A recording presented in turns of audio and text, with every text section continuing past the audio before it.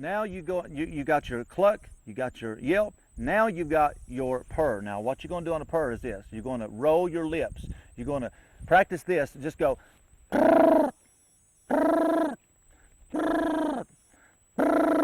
Just that, you know. So here's how it's going to sound.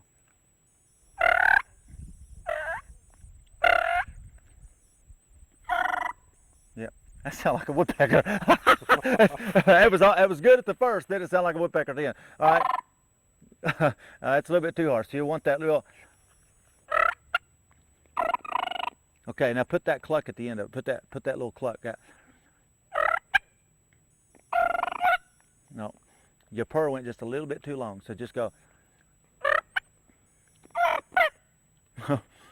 That's all right. So you got to learn. You got to practice. That's why we decided to make this video with Joey, because we got to practice. You got to learn. But as you begin to, you know, now that's when that gobbler's coming in. I'll always do that when that gobbler's coming in, and I can see he's fanning, or I can see him strutting. He's 75, 80 yards out there, or 60 yards, depending on how far you can see. And he's hanging up. If he's hung up and he ain't coming, I'll set the. That's just letting him know I'm here. Really, a purr call is a contentment call. They're happy, they're content, they're scratching, they're feeding along, they're just doing their little thing. So that puts a gobbler at ease, because he knows that hen is scratching. And sometimes even do this, make it sound real. If a gobbler's hung up, now you don't want to do it up here where he can see you, but if you got your gun across your knee and you got your mouth call in, kind of zoom onto my hand down here if you can, and show them. Just kind of do this.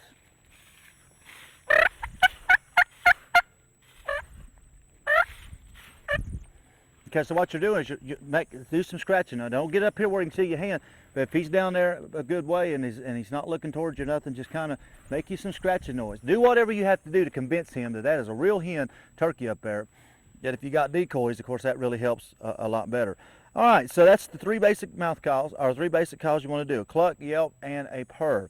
And I promise you, a mouth call is very deadly for two reasons. One, it'll freeze your hands. You keep your hand on your gun, so you can watch that turkey and work it where you can't with a box or a slate. And then two, you can lower it where you can't much with a box call, but you can lower it. You can raise it up. You can do different things with it. So a mouth call probably is really my favorite call, because so many turkeys have fell prey to it, and it's really a good call. All right, so that's beginner's mouth call. We got one more to do.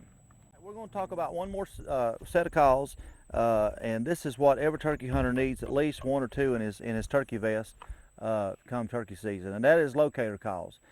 A locator call is not a turkey call. It can be if you're trying to locate one on a box call, so you know, but really we don't really put that in the category of locator calls. Locator calls are noises that get a gobbler to what we call shock gobble. Now, shock gobble, what that means is a gobbler is shocked into gobbling. He's not gobbling at a hen wanting to breed her. He's just, it's like a loud noise. I've heard turkeys gobble at thunder. Thunder will be, you know, it'll be a cloudy morning, thunderstorm will be rolling in, and they'll, you know, thunder will crack and they'll gobble.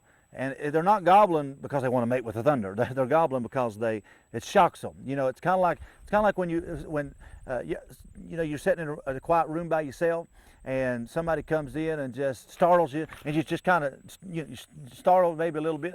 That's what a turkey does when he shock gobbles. He's startled. But see, a locator call works great for early morning, like right at the crack of daylight, because the hen turkeys are not off the roost yet. So you can't go out there before daylight and start going because it just ain't natural. They ain't going to do that. They ain't going to be hollering like that up in the tree. They wait till they're on the ground.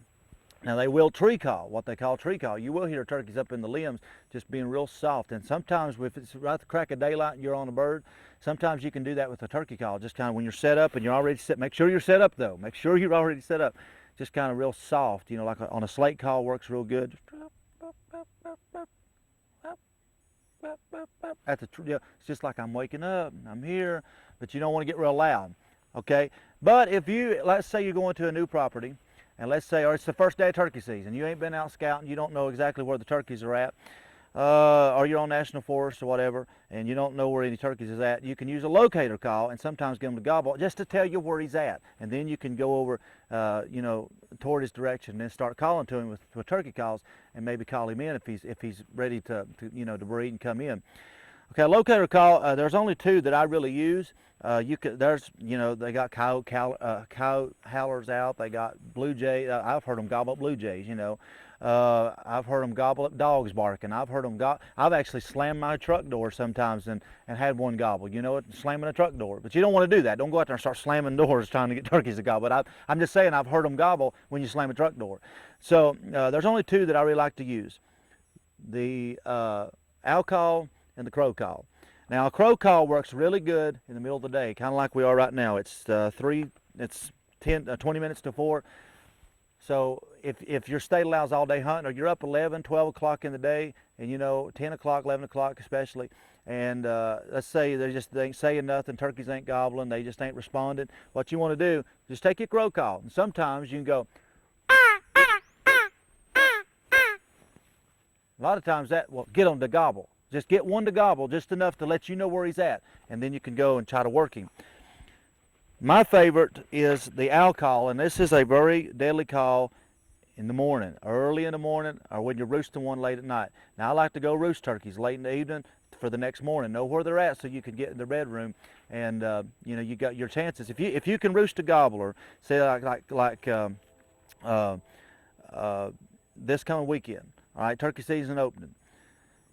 If you can go out Friday evening, because season opens Saturday, if you can go out Friday evening right before dark and roost a gobbler, let him just know where he's at, then you can slip in there the next morning and have your chances of killing him just went up 80%. Seriously, it just went up 80%.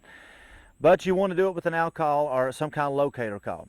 An owl call works great right at the crack of daylight, and this is what it sounds like.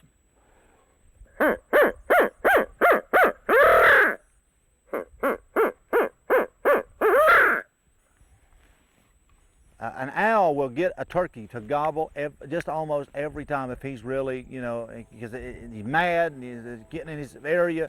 They're enemies that are, so he'll gobble, or he'll shot gobble a lot of times. All right, so that's a good call for early in the morning. So what you're going to do is just get you a hoot tube and go. It's like, hoo, hoo, hoo, hoo, hoo, hoo, hoo, hoo. So you're doing that, and it gets them to gobble. So that's a very good call for early in the morning. So you really need an owl call. If for late in the evening when you're roosting one, or early in the morning when you're trying to find one where one is at. Or a crow call works good also. A crow call in the middle of the day, because you don't want to use your owl call during the day. They just don't really sound natural. Now, I've heard them in the day, but they just don't really, I guess it could work, but I try to stay away from it. Use your crow call. Use your crow call, and it's an idiot call. Anybody can put their mouth on it and just blow. It really speaks for itself. You don't have to really do anything for that. That's idiot proof. Any idiot can use it. Master the owl call or the crow call for your locator call. They have coyote howlers out too. I've heard them gobble at coyotes, even though a coyote is their enemy. Just that loud barking noise gets them to going too. So these are just things that have helped me over the years. These are things that, it's not just something that, works just for guys on television or some guys, that's been, this works for everybody, because turkeys don't change. If anything, they get smarter over the years, but honestly, they don't change, What makes turkey hunting such a challenge, and I told Joey this the other day, what makes it such a challenge, and I know people say, well, I've hunted them in the fall, and I don't like it, but if you never spring turkey hunted, here's the challenge between the fall and the spring. In the fall, they're ganged up. They're pretty easy to call in, and the hens and the gobblers together. But in the springtime, when the gobblers are mating and you got to kill a gobbler, you are trying to reverse nature. You are trying to get that gobbler to do something that nature reverses. In nature, the hen always goes to the gobbler. That's why he gobbles. He's up here on this ridge gobbling, telling her to come to him, and she goes.